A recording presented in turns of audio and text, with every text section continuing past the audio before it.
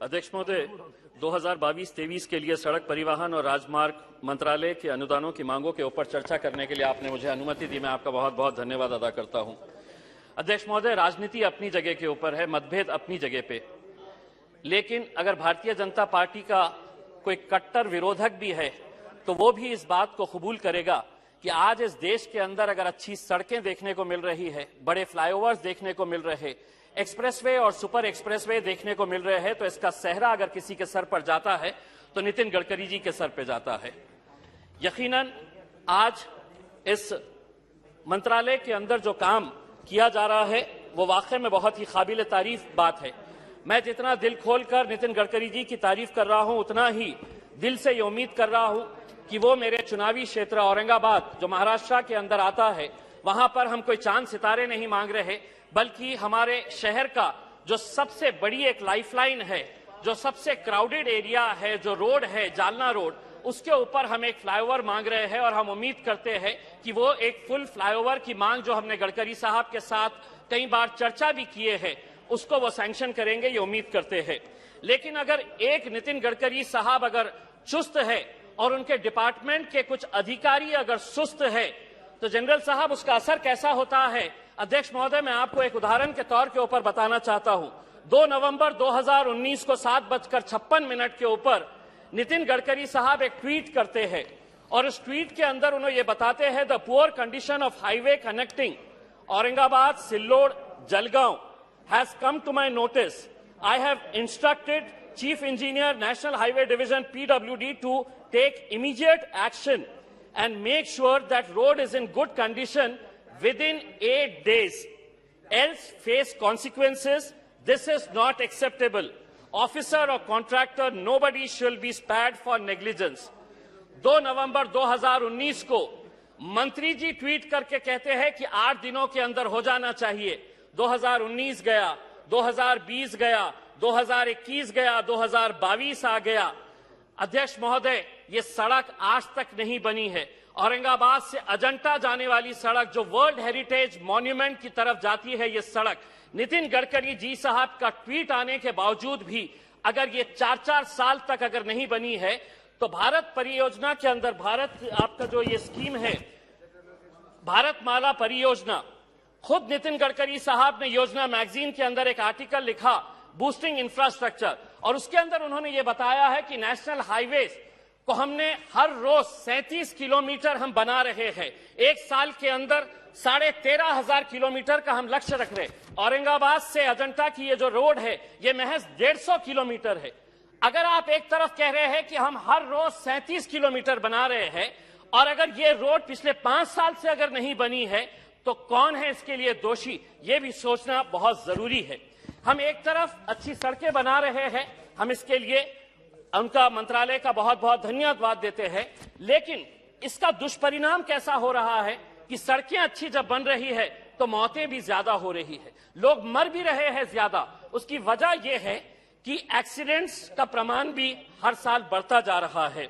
मैं अकेले से महाराष्ट्र की अगर बात करूं तो पिछले साल 30,000 एक्सीडेंट्स महाराष्ट्र के अंदर हुए और national Maharashtra highway safety petrol ने यह बताया कि 13,500 लोग महज महाराष्ट्र के अंदर अपनी जान गंवा चुके हैं ओवर स्पीडिंग की वजह से। सड़कें अच्छी बन रही है तो हम ओवर स्पीडिंग कर रहे हैं।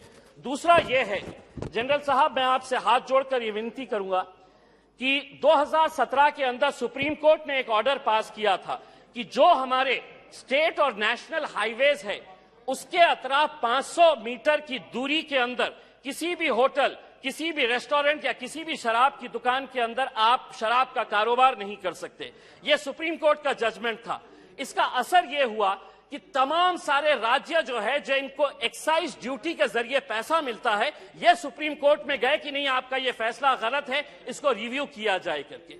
आज ड्रंकन ड्राइविंग की वजह से कितने सारे लोगों की जान जा रही है। मैं शराब पी रहा हूं, मैं गाड़ी चला रहा हूं, अपनी जान तो जोखिम में डाल रहा हूं, लेकिन सामने वाले कितने लोगों की जान में जोखिम में डाल रहा हूं, यह भी सोचने की जरूरत है। इसीलिए ड्रंकन ड्राइविंग के ताल्लुक से भी आप ही की मिनिस्ट्री आंकड़े रिलीज करती है। पिछले साल के आंकड़े में बहुत ढूंढा, मुझे नहीं मिले। हम आपसे अनुरोध करेंगे, आप ये बताएं कि ओवर स्पीडिंग की वजह से और ड्रंकन ड्राइविंग की वजह से कितने सारे लोगों की जान गई है करके उसमें।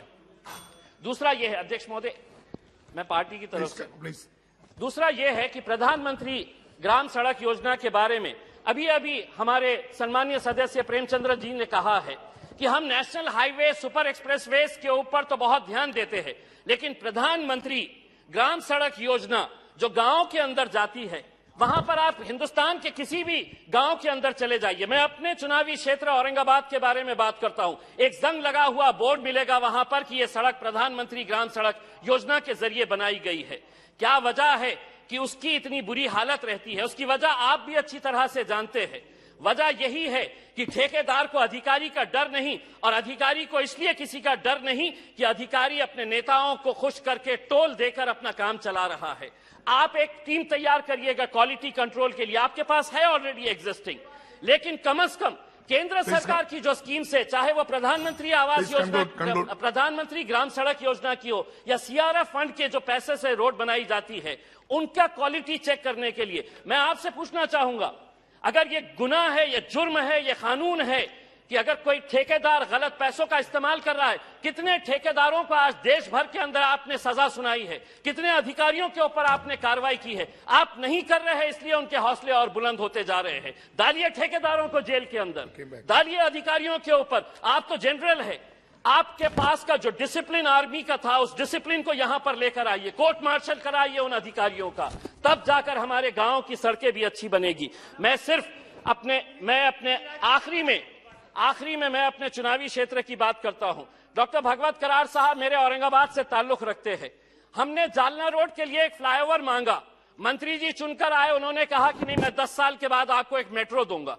नहीं चाहिए हमें आज के दिन सिर्फ जालना रोड के लिए एक फ्लाईओवर चाहिए। औरंगाबाद से पुणे का एक सुपर एक्सप्रेसवे बना दीजिएगा। शिरडी को सारे देश भर से और दुनिया भर से श्रद्धालु आते हैं। औरंगाबाद से शिरडी में 100 किलोमीटर का रास्ता है, उसे अगर सुपर एक्सप्रेसवे के अंदर अगर आप बना देते हैं तो जो श्रद्धालु शिरडी आएगा वो हमारे औरंगाबाद में अजंता एलोरा देखने के लिए आएगा।